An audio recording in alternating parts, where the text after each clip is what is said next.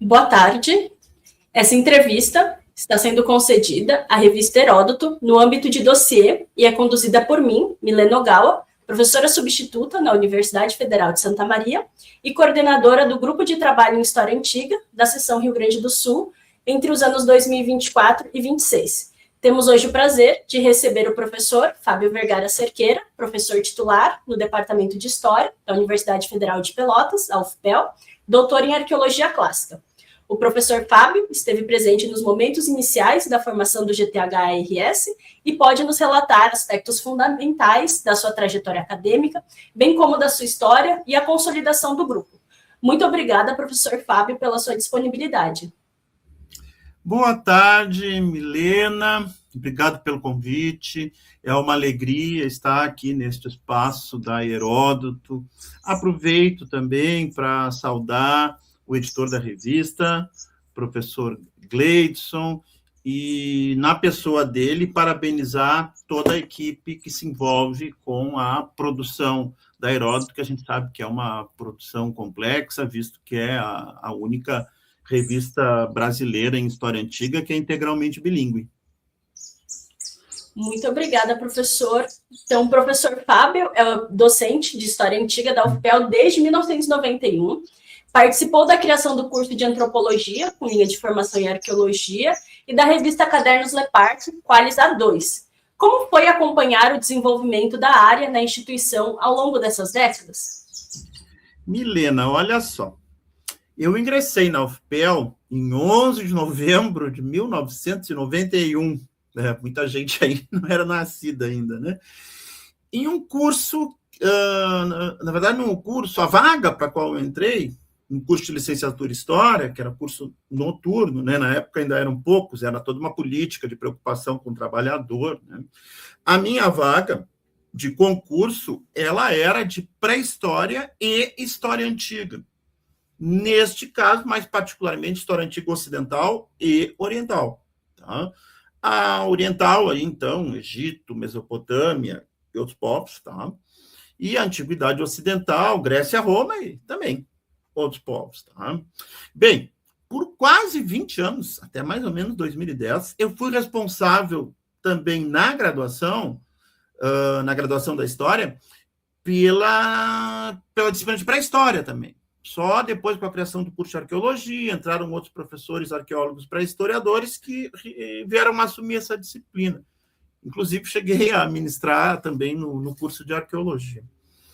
Então, desde o meu ingresso, eu entendi que a minha missão institucional, e aqui eu vou abrir um parênteses, eu tenho a impressão que quando a gente entrava para uma carreira docente nos anos 80 e 90, a gente se perguntava qual era a missão institucional nossa para promover o desenvolvimento da instituição. Tá? Hoje, a impressão que eu tenho, muito pessoal que entra, está pensando em como usar a universidade para promover a sua carreira individual. Tá? Então, foi uma coisa da minha época, a gente fazia assim, qual é a minha missão institucional? Tá? E eu entendi, então, que a minha missão institucional era contribuir para estruturar estas áreas no curso, a área de antiguidade e a área de pré-história, com tudo que se relaciona a elas, tá? Em termos de ensino, de extensão e de pesquisa. Tá? Desse modo, ainda nos anos 90, eu dei início à Jornada de História Antiga da UFPEL, que hoje já tem 33 anos, desde a primeira edição, que foi em 1992, tá? Somando-se aí 24 realizações. A última foi verão agora, fevereiro. Tá? Do mesmo modo, lá naquela época, eu cadastrei meus primeiros projetos de pesquisa na instituição. E o meu primeiro projeto de pesquisa, tá, nos estudos antigos, tinha como fonte Heródoto. Olha a coincidência aí, o nome da revista da Unifesp que está veiculando essa nossa entrevista. Nessa pesquisa eu abordava um pouco a questão de elementos racionais e irracionais, estava usando esses termos na época, dentro da argumentação, né, do Heródoto. Bem, inclusive, a minha primeira bolsa de iniciação científica foi destinada a esse projeto. Então, preocupado com envolver os estudantes com a área, Já nos primeiros anos, eu empenhei sempre muitos esforços para que a disciplina dispusesse do apoio de monitores ou monitoras. Tá? E aí eu tive minhas duas primeiras monitoras, que foi a Carla Gastou, que hoje é professora do curso de museologia na UFPEL, e a professora Neuza Janck, que tem uma carreira no ensino básico fantástica. Tá? A Carla foi monitora e bolsista de iniciação científica, e a Neuza foi minha monitora. Então, aí, um pulo no tempo, tá, gente? Passa-se uma década, 2001, concluo meu doutorado. Tá? Volto para a sala de aula. Gente, notei uma mudança no perfil do alunado. Muitos estudantes chegavam no curso de História muito afim de História Antiga. E a razão escapava um pouco a quem estava dentro da academia. Tinha a ver com uma coisa que já estava ficando muito forte, que é o universo dos games, algo que já estava forte há muito tempo, os HQs, cartoons e também séries voltadas aí para crianças, para adolescentes, né? Cavaleiros dos Zodíacos, né? Por exemplo. Então, isso era uma realidade nova, pelo menos nos alunos que eu encontrei em 91, eu não percebia isso. Tá? Os alunos que eu encontrei em 2001, eu percebi esta realidade nova que perdura aí passadas 2 décadas e meia até o momento. Tá? E isso fez ampliar significativamente o número de alunos interessados pela história antiga quando chegavam no curso. O que resultou, então, ao longo de mais de 30 anos, da minha atuação na universidade, né? No interesse de estudantes em manterem vivas a jornada de história antiga, porque eles se orgulhavam da jornada, eles queriam fazer essa jornada acontecer, eles queriam ter a sua assinatura na jornada, se apropriarem da jornada. E assim o fizeram ao longo dos anos. E, junto com isso, eu notei uma crescente vontade de estudantes por produzirem trabalhos de conclusão de cursos ligados à antiguidade. Uma parte, então, dos TCCs da primeira década deste século, período em que houve um forte interesse pela religião, não sei porquê, não parei para me perguntar, mas muita gente querendo trabalhar Cristo histórico, cristianismo histórico, judaísmo, esses temas estavam interessando muito. Tá? E aí, neste contexto, tá, nós acabamos publicando aqui na UFPEL este livrinho aqui, ó. Não sei se vocês conseguem visualizar, tá? Intitula-se Religião e Poder, do Mundo Antigo ao Moderno, : ensaios acadêmicos. Foi publicado pela nossa editora da UFPEL no ano de 2008, tá? Foi um trabalho conjunto com uma colega que nesse período, aí, por uns 4 anos, ficou aqui na UFPEL comigo, a Mônica Selvatiti, que hoje se encontra na Universidade Estadual de Londrina. Nós trabalhamos junto aí por um bom período e, certamente, a passagem da Mônica por Pelotas ajudou a impulsionar esses trabalhos ligados ao tema da religião, tá? Sendo que ela assumiu também disciplinas de medieval na época, né? Então, esse livro conta com uma apresentação, é especial dizer, com a querida Neide Temel. Então, a Neide Temel é da geração dos titãs, né? Quem são os titãs? Ciro Cardoso, Buzon, Neide Temel, né? Aqui Loiva Félix, Margarete Bacos e o titã que está aqui entre nós, Raganush Tarian, né? Segue firme, conduzindo o barco. Né? Então, nós temos aí uma das integrantes da geração dos titãs da história antiga, a professora Neide Temel, fazendo a apresentação. Eu vou deixar disponibilizado para vocês, então, a lista dos textos, mas, de qualquer modo, o livro, inclusive, está disponibilizado online, tá? Mas, para dar uma ideia para vocês, eu vou pedir licença aqui só para comentar. Então, a primeira sessão intitula-se Trajetórias do Monoteísmo no Oriente Próximo. Tá? Aqui conta, então, com 4 contribuições. A primeira é do Sérgio Fracalanza Musi, que foi meu orientado, e fez uma pesquisa chamada A Criação das Bases do Monoteísmo pelo Faraó Akhenaton. Tá? Aí temos sobre o judaísmo, a pesquisa do Giovanni Rodrigues de Moura, Messianismos Judaicos, uma leitura a partir do livro de Daniel. Então, ele foi parte orientado por mim, parte, a finalização da orientação foi com a Mônica, tá? E nós mantivemos uma co-orientação. Depois, a Caterina Henrique Mendes foi minha orientada, a multiplicidade de judaísmos e a formação do paleocristianismo. Depois, inclusive, ela fez um mestrado sobre Jesus histórico no programa de Memória e Patrimônio. E, finalmente, o Luiz Arthur Jane Silva, orientado pela Mônica, que escreveu, então, o seguinte TCC: A Gnose, Origens e Pontos de Divergência com a Ortodoxia Cristã nos Primeiros Séculos da Era Comum. A segunda sessão, aí vem para o mundo greco-romano, Religião e Poder no mundo greco-romano. Ela começa, então, com o texto da Kátia Amorim Macedo, minha orientada, que intitula-se Os Gregos e a Morte, Instituições Funerárias e Práticas Sociais na Polis Ateniense.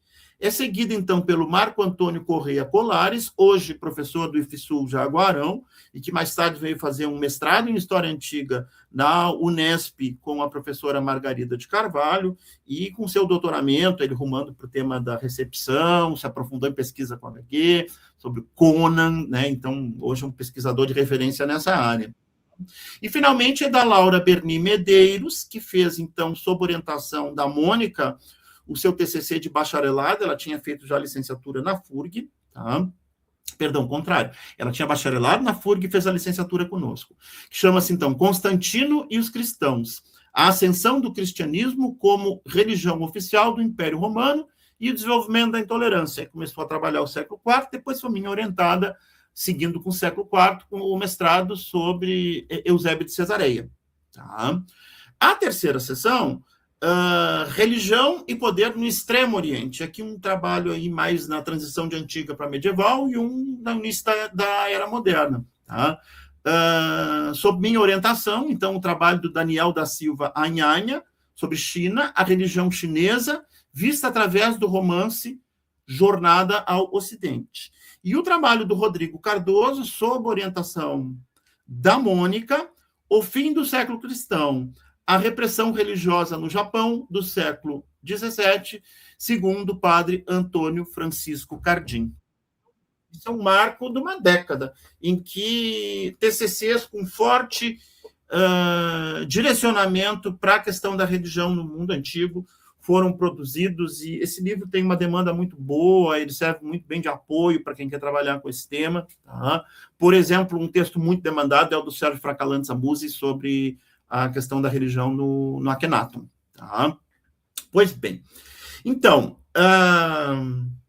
seguindo aqui nossa conversa sobre essa questão, eu diria assim, não, tem que ficar colocado isso aqui, não resta dúvida que a atuação da historiadora Mônica Selvati contribuiu muito para que a área de história antiga tenha se tornado, nessa primeira década dos anos 2000, um celeiro de pesquisas sobre a história da religião.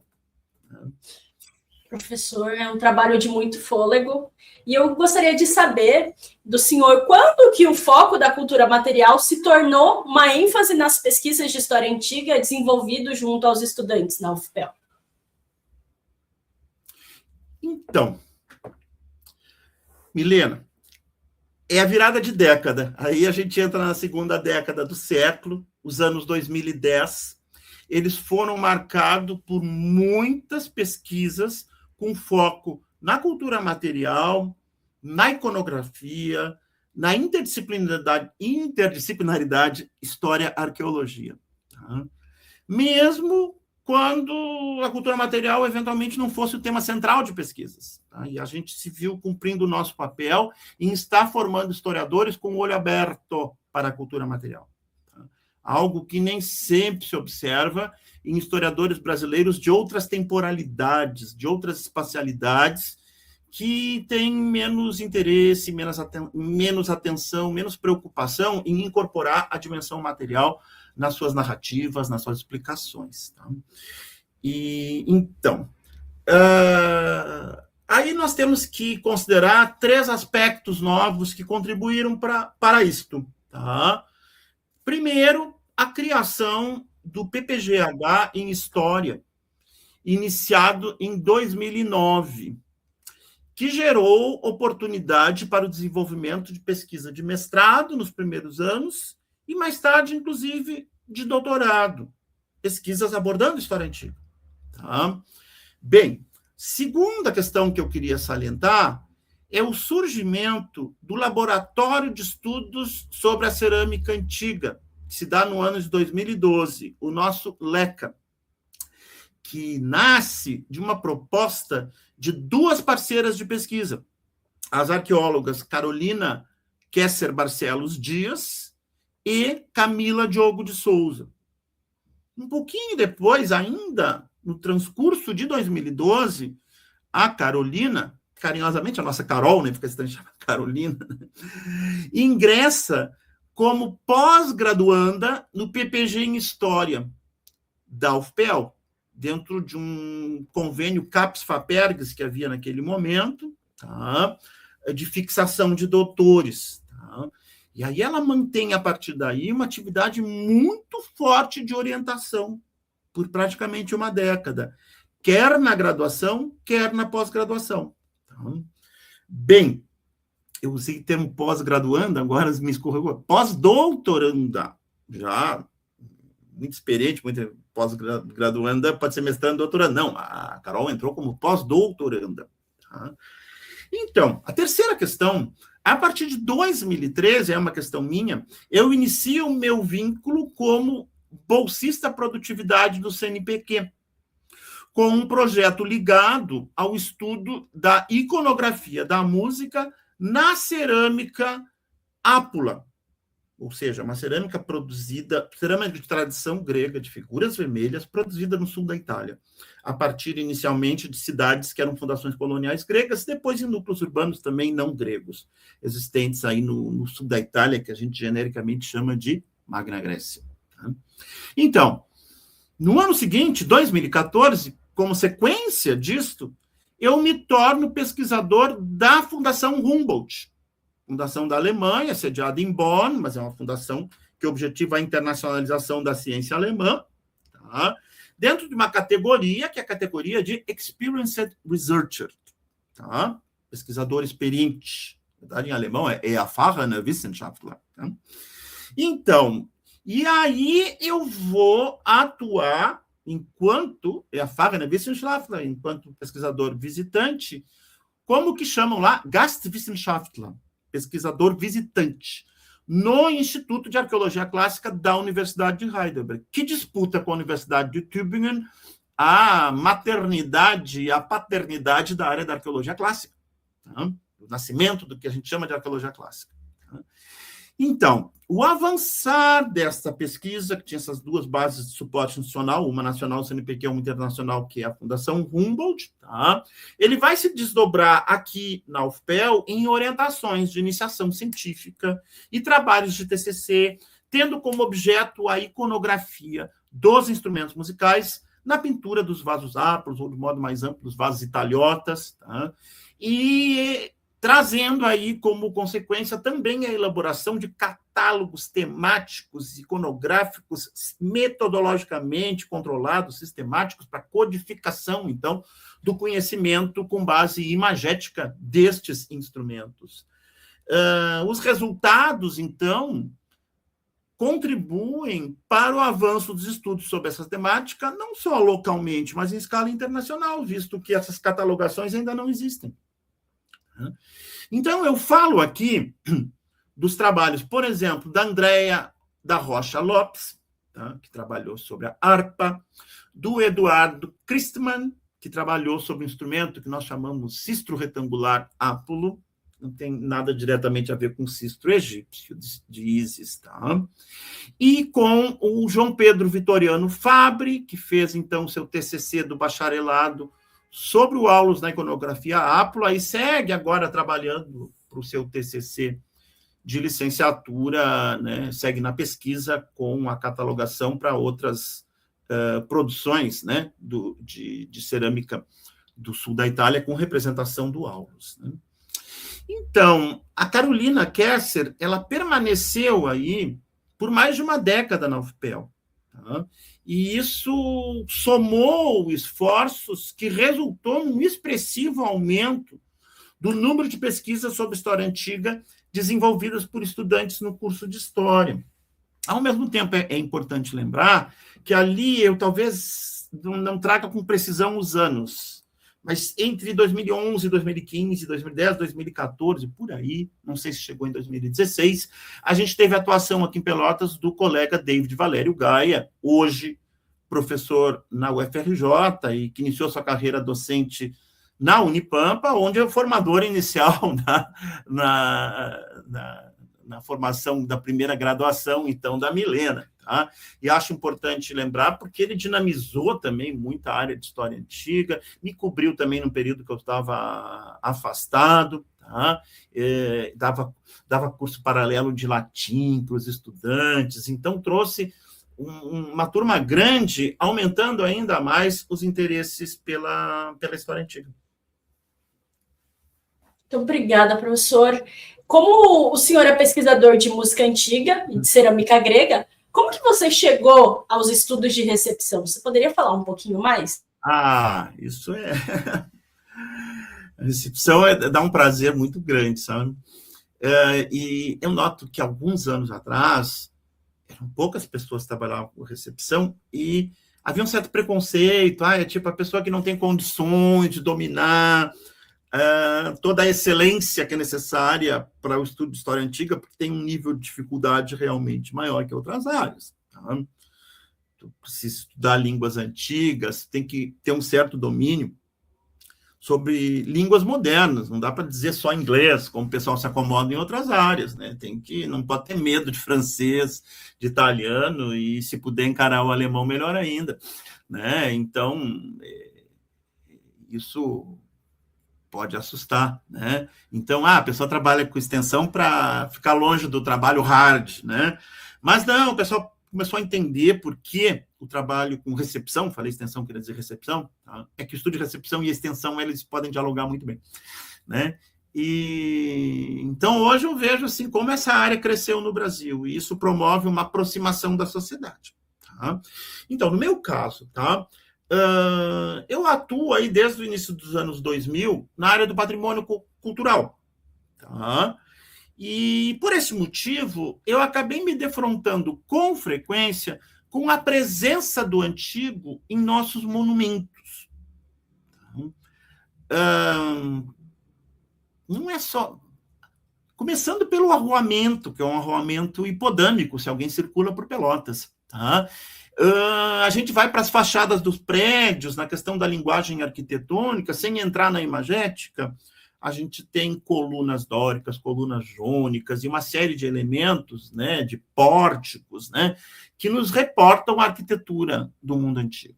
Só que, indo além, os monumentos e arquitetura do 19 e do 20 são portadoras de um repertório imagético expressivo que nos conecta com a antiguidade, assim como esculturas urbanas. Então, isso foi, né, ao mesmo tempo... eu fui percebendo menções frequentes no século XIX, início do século XX, de nomes oriundos da antiguidade, que eram dados aqui e ali a instituições, agremiações sociais e culturais, Sociedade Terpsícore, Sociedade Melpomene, Thalia, é impressionante a quantidade de sociedades Thalia que tem, tá? São musas aí no caso, né? Cine Teatro Apolo, e por aí vai. Tá? Cine Orfeu, é em Porto Alegre, não é aqui em Pelotas. Tá? Então, com o tempo, isso foi fazendo crescer em mim uma coisa que, de curiosidade, foi se transformando em tema de pesquisa. E eu fui começando, despretensiosamente, a encarar os estudos da recepção da antiguidade como uma forma de colocar em diálogo o mundo antigo e o mundo moderno. E isso veio a se desdobrar em projetos de pesquisa relativos, por exemplo, à presença dos instrumentos musicais greco-romanos na iconografia das cidades e, em especial, das necrópolis. Tá? Especial para mim, porque virou uma linha de pesquisa, né? Então, ao mesmo tempo, essa guinada para a recepção que ocorre comigo, ela repercute no ensino e na extensão, ela não fica só na pesquisa. Então, de um lado, foram aparecendo propostas de pesquisa, de TCC, dissertações e teses, contemplando a presença da antiguidade em questões modernas e contemporâneas, inclusive em conflitos, como o caso do trabalho do Diego Rabelo, mestrado e agora doutorado em andamento, sobre a questão do Daesh, o autoproclamado Estado Islâmico, e a destruição, por exemplo, do patrimônio arqueológico de Palmira, aquilo, então, que a partir da pesquisa do Diego, a gente chama de iconoclash do patrimônio arqueológico oriental. Tá? Mas também nos monumentos urbanos, como, por exemplo, a pesquisa da Isabel, tá? Sobre o mercúrio na estatuária urbana, e eu indo com as liras e cítaras, e que acabou interessando a um trabalho de mestrado que está em curso no momento, da Carolina Armesto. Tá? Até mesmo a egiptomania, em Pelotas e região, para falar de um TCC do início dos 2000, do Elksoner Silva da Cunha, co-orientado pela Margarete Barros. Tá? Bem, no que tange a extensão, um exemplo é um projeto que foi pensado aí nos anos 10, tem assinatura principalmente da Carolina Kessler, tá? E colaboração de várias pessoas que participaram e participam do LECA, uma delas a própria Milena, né? Que é o Pipoca Clássica, que já tem aí mais de 10 anos de atividade. Nós esse ano reeditamos, né? Trabalhamos Alexandre, trabalhamos o filme Ágora, Alexandria, né? Sobre Hipátia, tá? E, então, o Pipoca Clássica acaba proporcionando a apresentação de dezenas de filmes e séries e documentários ao longo desse tempo, que ou é tema central, ou toca, né, na questão do mundo antigo, de algum modo mais direto, mais indireto, tá? E isso gerou muitos debates. E a Carol, junto com a equipe, inclusive, realizou algumas edições do Pipoquinha Clássica, fazendo esse link com a questão das escolas. Tá? Então, vê como o estudo de recepção ele é muito importante para o patrimônio cultural, porque ele ajuda a entender a presença do antigo no nosso patrimônio, tá? E o lugar dele na nossa memória, na nossa identidade. E ele tem um potencial muito grande para atuação na extensão, fazendo uma aproximação com a comunidade. O projeto Rio Antigo aí, do David Gaia e da Regina Bustamante, é um exemplo de algo maravilhoso que está sendo feito lá no Rio, de extensão, em cima da recepção da antiguidade no patrimônio carioca, né? Muito obrigada, professora. A respeito desses trabalhos, né, o senhor poderia traçar um panorama geral dos resultados da formação de História Antiga aí na UFPEL em termos de trabalho de conclusão? Helena, então, para dar uma dimensão do impacto na área de História Antiga, na formação dos estudantes, tá? Eu vou disponibilizar para vocês uma sistematização de dados que eu fiz com a lista dos trabalhos produzidos por estudantes desde que eu entrei na UFPEL, sob a forma de TCC, dissertação de mestrado e tese de doutorado, incluindo TCCs e dissertações e teses em andamento. Tá? Aí, ou elas tratam de antiguidade propriamente ou de recepção como foco. Tá? E, além de mim, essas orientações concluídas envolvem a professora Carol, tá? E a professora Mônica, que eu já mencionei aqui anteriormente.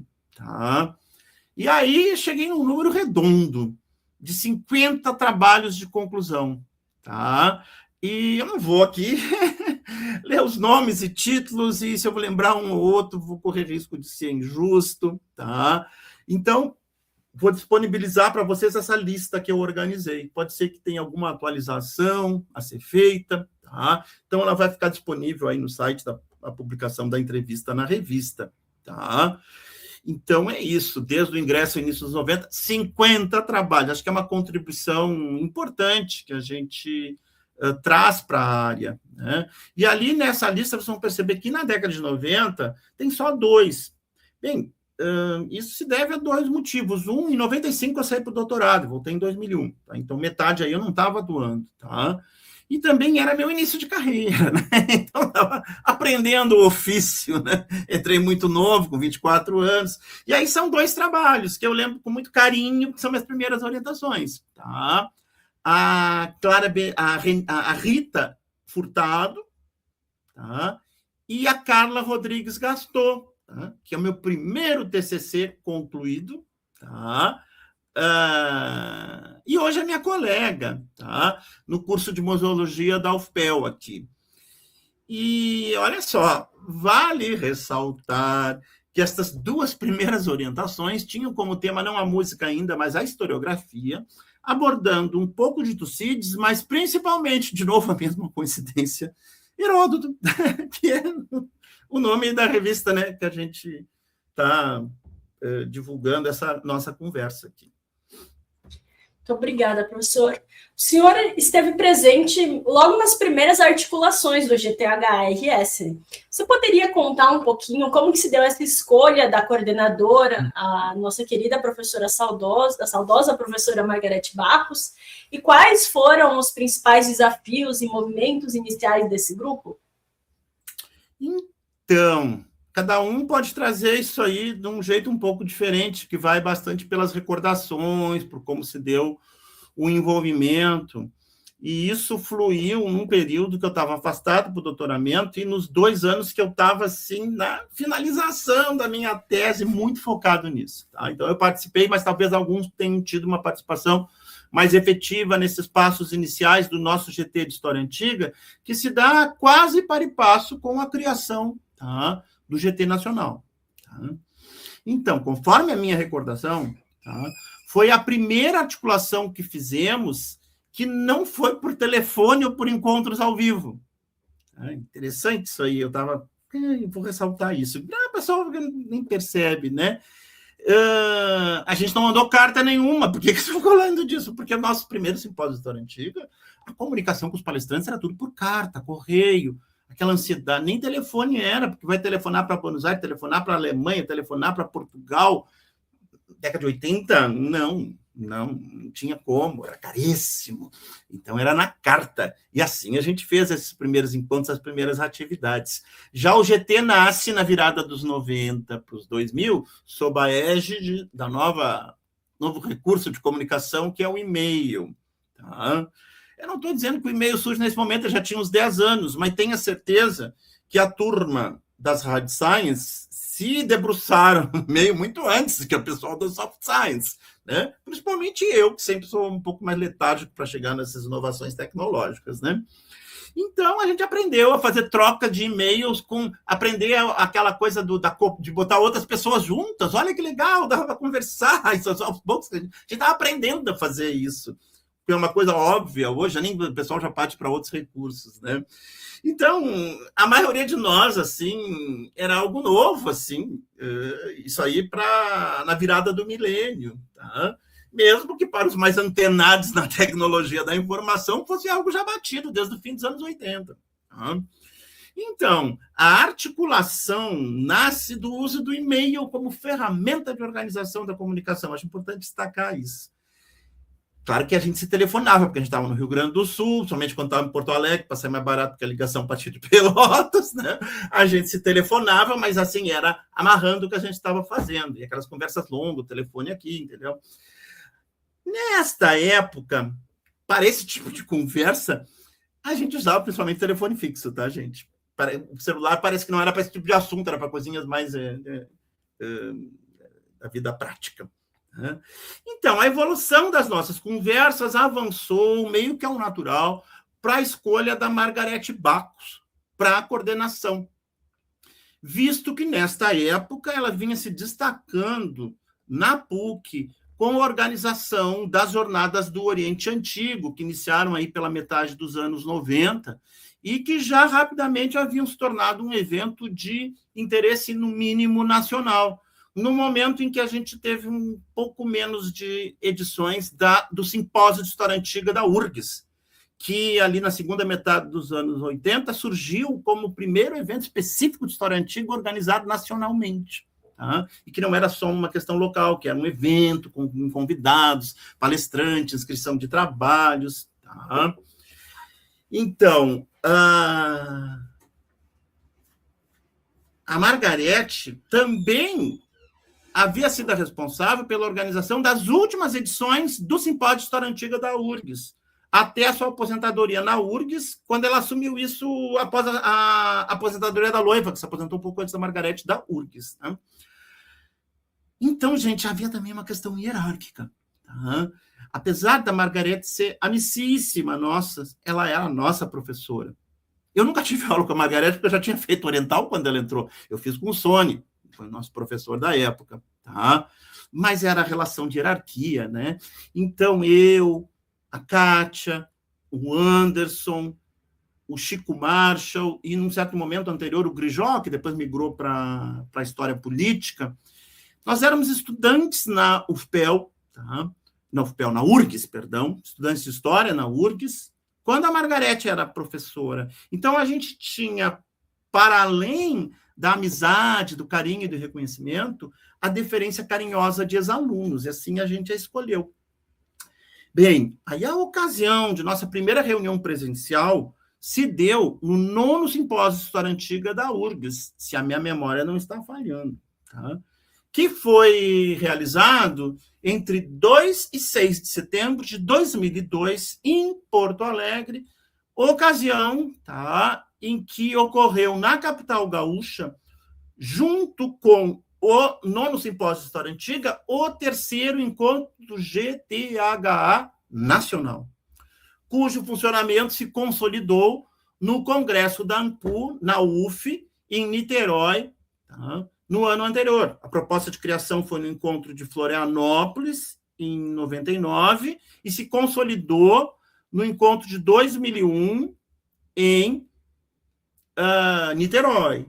E aí o encontro seguinte se dá em Porto Alegre, no mini auditório da reitoria, tá? Na forma que ele tinha naquela época, andou passando por reformas. Tá? Percebam que o GTHA-RS foi criado para e passo com o GTHA Nacional, mostrando como a sua criação foi em sintonia com uma política diária pensada pelos antiquistas espalhados por todo o país. Eram menos espalhados que hoje, mas já estávamos em alguns lugares. Né? Então, inicialmente, estávamos concentrados mais no Sudeste e no Sul. Tá? E aí, reunidos, a gente começa a pensar uma política diária em termos nacionais. Tá? Então, foi então, aí, neste mini auditório da URGS, tá? Ocupando algumas poucas fileiras, 2 ou 3, que nós sentamos assim, meio fazendo um... Sabe quando tem as fileiras, mas a gente monta um círculo pequenininho? Né? Nós éramos 5, 6, 7. Tá? E ali, então, nós conversamos e consolidamos a existência do nosso GT. E, nesse momento, a gente, inclusive, escolhe a coordenação seguinte, que seria a segunda coordenação do GT, a ser conduzida pelo Anderson Vargas. Tá? Nossa ideia, então, era desenvolver estratégias de articulação da área em nível estadual, o que foi transcorrendo com a promoção de alguns eventos, havendo um revezamento entre universidades que estavam lotados professores, basicamente, então, naquela época, URGS, PUC, UBRA, porque a Kátia Poser estava na UBRA nesta época, UFPEL e FURG. Na FURG, professor Josemar, na UFPEL, eu, na UBRA, Kátia, na PUC, a Margarete, na URGS, Anderson e Marshall. Hoje a professora Kátia é professora da URGS. Né? Professor, então, tendo acompanhado todas essas gerações de pesquisadores, como que o senhor avalia a trajetória e o cenário atual dos estudos de história antiga aqui no Rio Grande do Sul? Então, Milena, são 25 anos do GTHRS, né? Mas 35 ou 40 de atuação de uma geração na qual eu me alinho, tá? Que é uma geração que pouco a pouco se aproxima da aposentadoria. Já tem primeiros se aposentando, tá? Alguns partindo. Tá?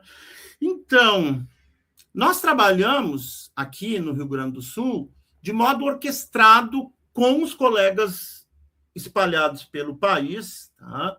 Pensando estratégias em prol do desenvolvimento da área. Então, gente, são coisas, a gente tinha essas reuniões, a gente combinava. Tá? Eu me lembro, essa reunião do GTHA Nacional, tá? que foi no mini auditório da URGS, uma das coisas que a gente colocou ali seria um primeiro passo de internacionalização em termos de América Latina, e principalmente América do Sul. Uruguai, Chile e Argentina, nossa, o pessoal todo começou a focar, e daí resultaram parcerias que a gente tem até hoje. Foi o foco nesse momento. E depois o passo seguinte foi a internacionalização maior. E isso foi pensado como estratégia diária. Vão atrás de se inscrever nos eventos da Argentina, babá. A gente achou que era um passo muito grande ainda pegar Europa ou Estados Unidos. Tá? Então, veja bem, no Estado como um todo, nós conseguimos ampliar o conjunto de universidades públicas e privadas que contam com professores responsáveis por ministrar na graduação as disciplinas de antiga que sejam especialistas na área. Porque isso era uma das nossas estratégias, a gente tentar usar influência nos seus estados para convencer as universidades e também suas relações das universidades privadas para ocupar essas vagas com pessoas da área antiga. A própria visibilidade que a gente foi dando à área no estado foi alertando os colegas de outras áreas em seus departamentos, é possível, né? Não há mais a desculpa de destinar a área de antiga para um pesquisador de outra área, porque já há aí especialistas se formando, porque antes não havia. Tá? Então, olha só, das públicas, no momento, apenas a UFSM não tem, neste momento, um professor com formação em antiga atuando nas disciplinas antigas, mas isso é uma situação transitória, dada a redistribuição recente da colega Semira Miscorsi, que fez um trabalho fenomenal em Santa Maria, e foi redistribuída recentemente para Uberlândia, para se reaproximar aí das suas raízes, né, mineiras. E eu sou otimista que essa situação em breve, tá, será resolvida, com uma vaga definitiva sendo ocupada por uma historiadora, por um historiador, por um arqueólogo antiquista, formando aí novas gerações com dinamismo, tá, que foi uma grande marca, né, da Semiramis aqui e segue sendo lá. Tá? Bem, já nas particulares, a realidade é outra. Acredito que houve até um certo recuo. Tá? No momento, apenas a PUC tem professor com formação na área, atuando na docência da área, que é, então, o Luiz Carlos Passos Martins, que é da nossa mesma geração. Ele andou um pouco afastado, foi para Brasil, foi para outras áreas e voltou para a antiga. Tá? Mas ele era lá do nosso núcleo Loivoteiro Félix, tá? Em que, por diferentes turmas que ingressaram, a Loiva contribuiu para a formação, com um grupo de estudos, coisa que não havia em outras áreas, né? E muitos professores atuais, não só de antiga, mas de outras áreas, tá? Das universidades federais aqui do Rio Grande do Sul, eram do grupo da Loiva, tá? Mesmo sendo hoje da área de Brasil ou outras áreas. Tá? Gente até que já foi presidente da AMPU, nacional. Tá? Então, já olhar para a Unicinos nos gera, né, não dá muito prazer de falar, traz tristeza. Né? Foi um curso de graduação de excelência na área de História, contava com um professor de primeira, Cláudio Almir Pereira, tá? Nosso colega também do Corpus Loivarum, né? Mas, infelizmente, ocorreu uma coisa ruim e uma coisa péssima. Tá? A coisa péssima foi o falecimento precoce do meu querido amigo, colega, Cláudio Almir, que não tem uma pessoa que não nutra carinho pela memória dessa pessoa excepcional que foi o Cláudio Almir. Tá? E uma coisa ruim, triste, é que a célebre Universidade Jesuíta Gaúcha da Unicinos decidiu, em sua reestruturação, não vou analisar os motivos, isso tem que ser conversado lá com a Unicinos, mas decidiu fechar o seu curso de graduação em História. Tá? Então, por isso que eu disse que é um recuo nesse sentido. Tá? Mas vamos olhar de novo um lado positivo. Nos últimos anos, somando URGS, UFSM, PUC-RS, UFPEL e FURG e Unipampa. Tá? Se bem que, como eu vou mencionar mestrado e doutorado, a Unipampa não é o caso, forma da graduação. Mas, assim, olhando para mestrado e doutorado, esse pool aí de 5 universidades contribuíram para um número expressivo de pesquisas em TCC, mestrado e doutorado, Unipampa TCCs. Tá? Então, boa parte deste pessoal ruma para a rede de ensino ou para outras áreas. Temos pessoas aí que têm um sustento profissional já estabelecido antes de concluir um mestrado e doutorado, segue atuando onde atuava, mas segue pesquisando em antiga. O caso da Tirzá, por exemplo, uma pesquisa maravilhosa, e tem uma outra atuação profissional. É advogada, e segue aí o seu ramo. Tá? Alguns vão para os IFES, tá? Que é um setor em expansão, onde tem mais vagas aí do que as federais, e tem gente que não percebe, porque, mas o IFE oferece uma carreira docente muito bem estruturada, vou contar a fofoquinha para vocês, o salário no final é melhor do que os professores das federais, a maioria não sabe disso, e o IFE tem uma determinada organização que ele faculta, assim, ao professor desenvolver a vida acadêmica, afastamentos, possibilidade de participar em eventos, tudo o que é a vida acadêmica, e tu formaliza dentro dessa instituição a tua atividade de pesquisa e de extensão. Tá? Então, um dos exemplos é o Marco Antônio Colares, que foi meu orientado de TCC, orientado de mestrado da Margarida de Carvalho, depois do doutorado ele foi para outros rumos a partir da questão da recepção, né? Trabalhando aí com HQ. Tá? Hoje, o Marco atuou muito no GTH-RS ali entre 2005 e 2010, pouco antes de 2005, atuou na organização de mais de uma atuação central, assim, sabe? Praticamente coordenou uma das jornadas de história antiga. Tá? E hoje, o Marco é professor no IFE Sul Campus Jaguarão. Tá? Para citar esses dois exemplos. Tá? A gente tem pessoal que foi para fora do estado, tá? Buscar continuar a sua formação em outras instituições. Tá? Hoje, nós temos, então, um número expressivo de jovens, alguns mais jovenzinhos, outros um pouco menos, tá? Mas comparado aqui com a geração que foi aluna dos Titãs, tá? São jovenzinhos, né? Então, esse número expressivo de jovens nos cursos de graduação e pós-graduação estão presentes, interessados por história antiga, produzindo pesquisa na área, com tema e enfoque diversos, relevantes, e, como em qualquer situação, trabalhos de maior ou menor envergadura, tá? Mas sérios. Tá? O trabalho que o professor Luiz Carlos Martins desenvolve hoje na PUCRS, com aplicação, desenvolvimento, elaboração de jogos, né, para o ensino da história em geral, mas com um gostinho específico pela história antiga, e o Luiz Carlos é Império Romano, é isso aí que ele curte, tá? Então, gente, isso aí eu vou acompanhando, porque divulga muito, fascina os estudantes, abre perspectivas inovadoras, bastante interessantes. É uma contribuição que vem, então, de um professor com a formação de base em história antiga, que foi para outras áreas, ele atua, é muito versátil, e que agora vem fazendo esse trabalho incrível, inclusive oferecendo o curso para outras universidades que tenham interesse, tá? Dessa parte de jogos. Tá? Não posso deixar de mencionar, foi me orientando, a genialidade, esse curioso gênio, tá?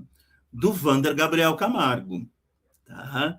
Além de ser um doce de pessoa, de uma generosidade incrível, tem uma verdadeira mão de Midas para as coisas que envolvem as digitalidades, tá? Que eu fico boiando nelas, mas a gurizada adora, tá?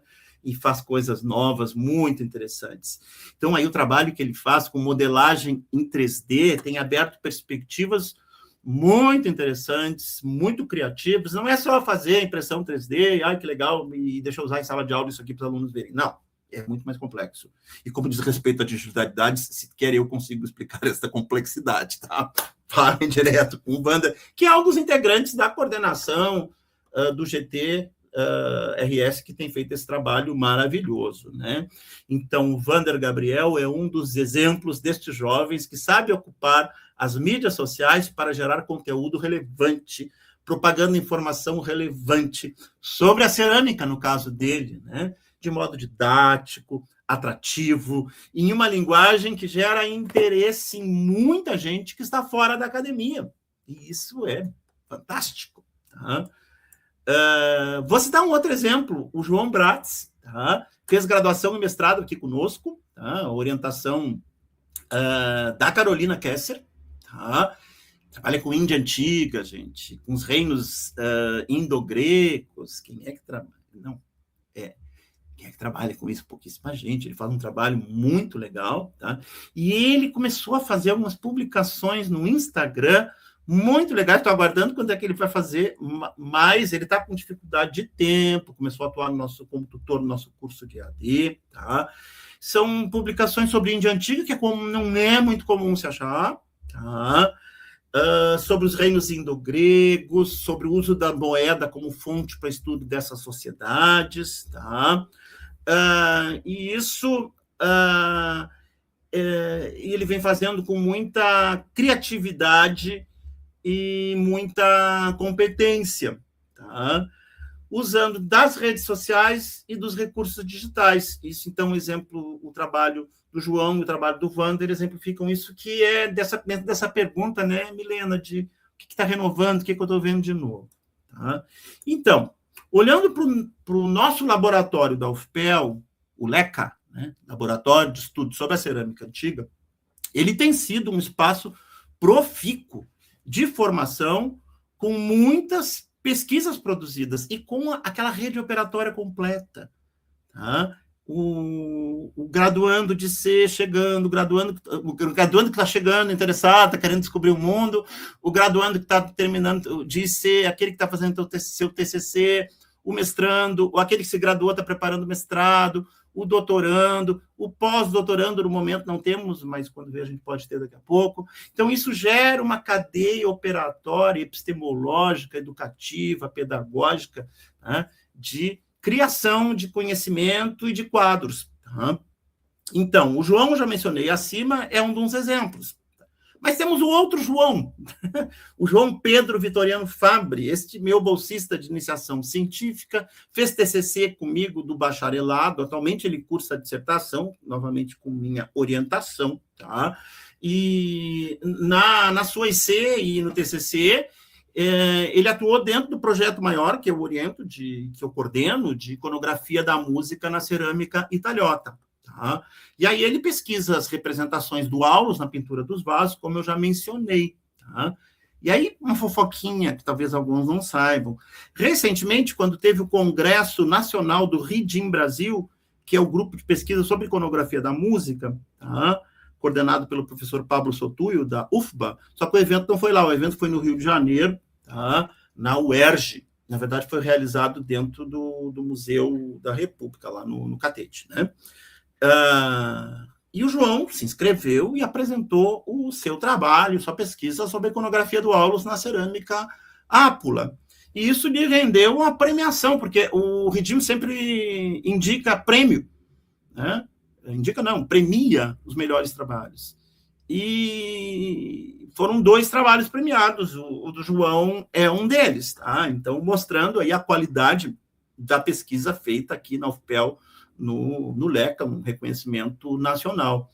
O LECA, então, frutificou e viu nascer seu filhote, o LECA Unipampa, né, que se mostrou, né, um laboratório de um dinamismo ímpar, que, por sinal, se consagrou como espaço para jovens pesquisadores de todo o país poderem comunicar, inclusive o pessoal atuando fora do Brasil, né, poder comunicar suas pesquisas, contribuindo para o avanço da área em termos nacional. Finalmente, eu queria falar de novo do que eu já mencionei aqui no começo desta conversa, tá? A realização da Jornada de História Antiga desde 1992 tem contribuído significativamente para fomentar o interesse pela área, não só em Pelotas, mas no Rio Grande do Sul e no Brasil, porque é um espaço já consagrado, os estudantes vêm. Teve o período da pandemia, que eles vinham digital pelas ondas aí, né? Mas depois a gente fazendo presencial, a turma aparece, tá? Então, é um evento já consolidado no calendário nacional, que cria oportunidades para estudantes do Rio Grande do Sul apresentarem suas pesquisas, mas não só para a turma gaúcha, para a turma do Brasil todo, tá? E que essas pesquisas serem debatidas. Por que isso é importante? Vários motivos, mas vou citar um deles. Muitas vezes, os nossos graduandos e mestrandos têm uma frustração quando a oportunidade deles apresentarem suas pesquisas são somente os congressos de iniciação científica das universidades, os congressos de pós-graduação. Por quê? Mesmo sendo eventos de muita importância, é muito raro que entre os professores debatedores se encontre colegas conhecedores ou minimamente interessados sobre o assunto. E isso é frustrante. Tá? E aí, participar da Jornada de História Antiga, ali eles têm o palco, eles têm o público, eles têm os interlocutores que vão saber dialogar sobre sua pesquisa. Então, isso é realmente muito, muito importante. Tá? Então, a gente viu isso recentemente no GTHRS, tá? Em uma nova geração, isso que é a renovação. Tá? O que aconteceu no GTHRS? Uma nova geração assumiu por completo a coordenação. Você pode dizer, não, agora é vocês. vocês. Tá? E deu certo, trouxe excelentes resultados, porque a turma nova que está chegando vem com todo o gás para fazer um trabalho bonito, mostrar sua competência, trazendo novas ideias, novas articulações, novas gentes. Tá? E isso nos enche de satisfação pelo dinamismo da área. Então, isso aí é um ponto que deixa a gente muito contente. Professor, o senhor, então, contribuiu para a criação de cursos dentro e fora da UFPEL, integrou inúmeras bancas de pesquisadores no Brasil, lidera grupo de pesquisa no CNPq, é coordenador de laboratório, é bolsista de produtividade. Quais são seus desafios e projetos para os próximos anos? Há algum sonho ou algum objetivo acadêmico que ainda você deseja realizar? Tá, eu não tenho que responder aposentadoria, né? Tá bem. Tá no horizonte. Então, olha aí, no final de 2025, eu criei, tá, o grupo de pesquisa do CNPq, intitulado Arqueologia e Iconografia da Música Antiga e Sua Recepção. Então, já fazia tempo que eu estava por criar, mas eu senti agora maduro para tal, porque eu consegui pensar um grupo unificado com as 3 vertentes de trabalho que eu faço com a música antiga, que é a arqueologia da música, a iconografia da música e a recepção da música. Tá? Ao mesmo tempo, isso tudo foi assim entre dezembro e janeiro. O grupo foi criado no dia 8 de dezembro, dia do meu aniversário. Assim ele vai comemorando o aniversário junto comigo, já completou um ano. Tá? O que ocorreu ao mesmo tempo? Eu consegui aprovar a renovação da minha bolsa produtividade CNPq, passando para o nível de PQA.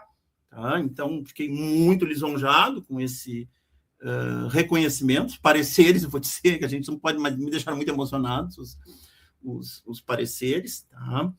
E PQA é 5 anos, então eu tenho um quinquênio aí, dentro daquilo que eu propus desenvolver. Tá?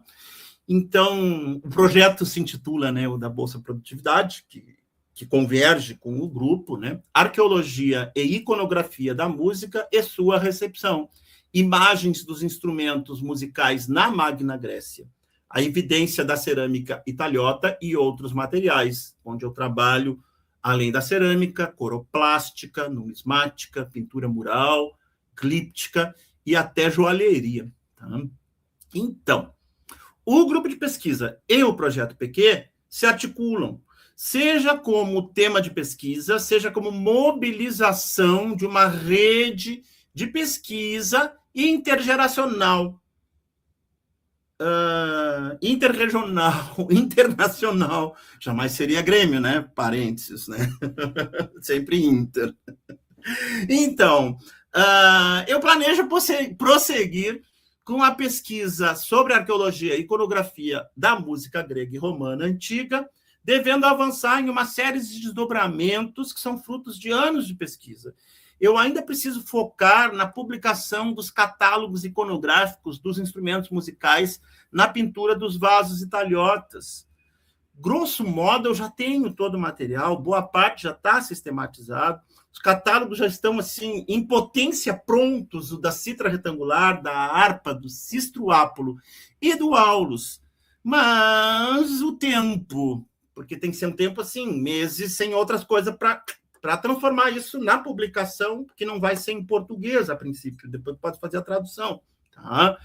Então, gente, é necessário eu avançar também na sistematização de dados sobre outros instrumentos, tá? Como a lira e a cítara helenística, que é um tipo específico de cítara, que vai avançar para a cítara romana, a salpinx, que é a trombeta, e uma coisa que inicialmente não está aí, tinha nem percebido, que é a trombeta de concha, tá? Que é a forma primeira de trombeta, de salpinx, é de concha, só que ela tem outro nome, que não vem ao caso, tá? E vocês vejam, isso é um tema novo de pesquisa, que é pelos desdobramentos, tá? Que é a concha mesmo usada como instrumento, né? Então, gente, a pesquisa é assim, a gente planeja um caminho, mas no meio do caminho surgem surpresas que nos seduzem e nos levam para outras questões. E muitas vezes a gente não chega nem a fechar um caminho quando a gente pega outro. Mas é assim, porque nunca vai fechar. Tá? Então, aqui vem, cada vez mais, eu tenho me interessado pelos estudos da recepção da Grécia Antiga no Brasil. Isso tem um quê de divertido para mim, não que o resto não tenha. Tá? Esses estudos receberam um grande impulso nos últimos anos com o apoio de um projeto ao qual eu me vinculei, que é o projeto Antimo, Antiguidade Modernizada, aí o título segue, que é a questão da recepção da antiguidade no mundo ibero-americano. É uma rede liderada pela Universidade Carlos III de Madrid, forte participação da Complutense, e aí tem gente de todos os países ibero-americanos. Todos não, mas de vários. Né? México, Colômbia, Chile, Brasil, Argentina, tá? Então é muito legal, porque a gente faz os eventos, a gente faz as publicações, e aí deu um gás novo para essa pesquisa de recepção, porque deixou de ser só um divertimento e passou a ser algo dentro de um grupo, uma rede científica que analisa isso como dentro da sua dimensão continental, ou mais que continental, ibero-americana. Então, sobre essa questão da recepção, nos últimos anos eu tenho levado 2 linhas de pesquisa, que acabaram se encontrando, como eu vou mostrar para vocês. Tá? Até hoje eu recebi um texto para revisar para publicação, que é o encontro das 2. Tá? Então, a primeira é as Atenas brasileiras. Tá? E a segunda é a presença da música grega no Brasil, que eu estudo através da iconografia. Eu vou também para fontes escritas, mas é a iconografia que me coloca as questões. Tá? Então, eu tenho trabalhado em parceria com a Renata Garrafoni nessa minha participação no Antimo, foi ela que fez o convite, e aí, principalmente, dentro do tema das Atenas brasileiras, eu venho desenvolvendo isso aí junto com a Renata. Então, aí, São Luís, São Carlos, Pelotas, Juiz de Fora, e aí vai. Ao todo, nós chegamos a 43 Atenas brasileiras. Mas eu não vou falar mais desse assunto, as publicações estão saindo, a gente vai divulgar na rede, publicações minhas e da Renata, uma delas em coautoria, tá? Tema das Atenas brasileiras. Bem, aí eu levo a minha pesquisa ampliada, que é de presença da música no patrimônio, tá? Eu vou pela lira e cítara como rastro, que eu vou seguindo. A presença da lira e da cítara nos monumentos, em documentos variados, fachadas de prédios, esculturas, moedas, cédulas de dinheiro em papel, século XIX, século XX. Aí tem um projeto mais específico dentro desse projeto mais amplo da presença da lira e da cítara, tá?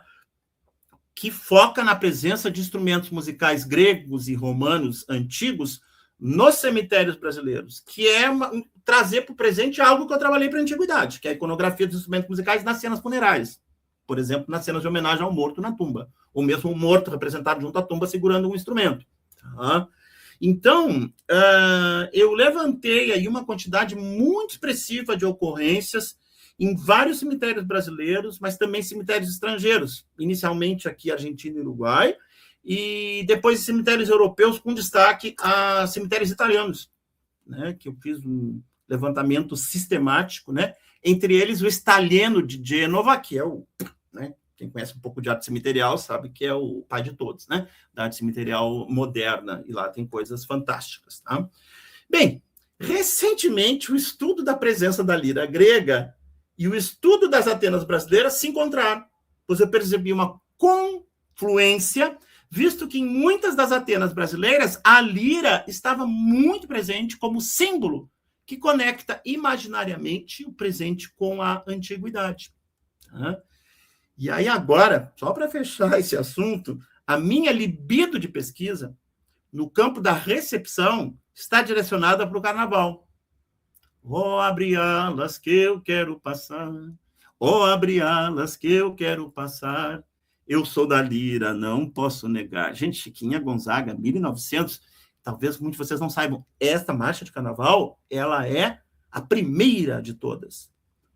O gênero de marcha de carnaval, de música de carnaval brasileira, que não é um lundu, que não é a modinha, nasce no ano de 1900 com a Chiquinha Gonzaga e nasce com a lira. Entenderam? Então, tem uma significação da lira ligada ao carnaval que é muito forte e muito brasileira. Tá? E aí eu percebo que tem muita coisa por aí que começa aí com a Chiquinha Gonzaga e vem até... E a imagem começou a estar toda hora na minha frente, porque vocês também, olhando ali no Instagram, o que aparece? O que aparece? Niterói, Unidos da Niterói, e aí aparece lá o samba enredo, homenageando uma pessoa aí que a gente sabe quem é, tá? E as pessoas com a camiseta, tá a lira ali, e vem a bandeira, tá a lira ali, tá? Então, é o emblema da Unidos do Niterói, é a lira. E, gente, fundada em 2018, mostra a contemporaneidade disso, tá? E aí eu comecei a ver que tem um monte de lira no canal, mas aí eu não vou dar spoiler, já dei spoiler demais aqui. Cenas dos próximos capítulos, então isso eu estou muito empolgado com essa pesquisa. Né? Professor, é uma trajetória de vida acadêmica, vida profissional, e eu posso dizer pessoal, muito instigante de se ouvir. Então, eu agradeço novamente pela sua disponibilidade de conceder essa entrevista. Propaganda do Arcai aqui, ó. Arcai. E eu aproveito, então, além de te agradecer, convidar todo o público para desfrutar esse dossiê que a gente organizou. E muito obrigada por ter construído esse espaço, que se hoje nós podemos coordenar é porque vocês deram os primeiros passos. Então, muito obrigada. Eu agradeço o convite, agradeço a ti pela conversa, agradeço o Gleidson pelo espaço que vem conduzindo essa maravilhosa revista, né, que é a Heródoto. Muito obrigado, então.